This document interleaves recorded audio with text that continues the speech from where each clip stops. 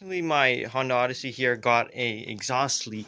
The catalytic converter and the downpipe here all got disconnected because of rust. The bolts rusted out, and this is typical on these ones over here are about to rust out also. But this is typical. It's gonna happen if you drive in salty areas or like in here in Canada or the northern states where they use salts on the road. So basically, what happened was there was two bolts sticking out this way. There's three bolts sticking out this way, and the nuts had rusted out of it, and it was pretty much um, unable to hold it together. So there was a leak.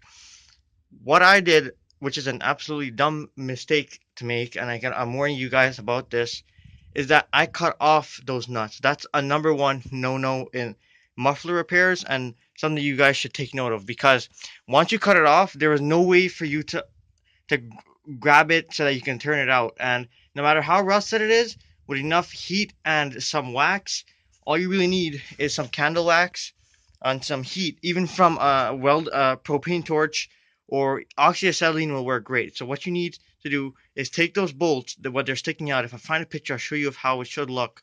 And you heat it up really, really hot. You take some candle wax, you stick it on, and it's gonna melt in between all the threads on the screw. So that's done, you'll be able to use a vice grip and turn it out of the hole and back it out completely.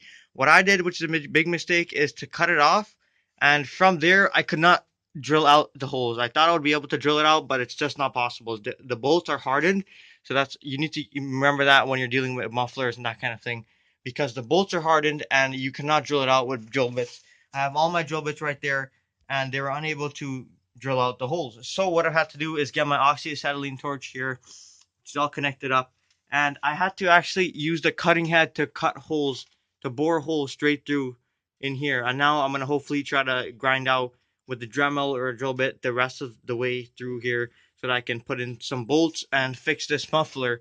And it should be good for probably a couple years, maybe. So that's one thing you for sure need to remember is to never ever cut out the holes, cut out the bolts sticking out of your muffler no matter what happens. You're going to always need to leave it in, and from there you can take them out with enough patience and some heat and a candle wax because it's a big killer to have to um, cut it off and then use the oxyacetylene to bore holes in it. You never want to do that.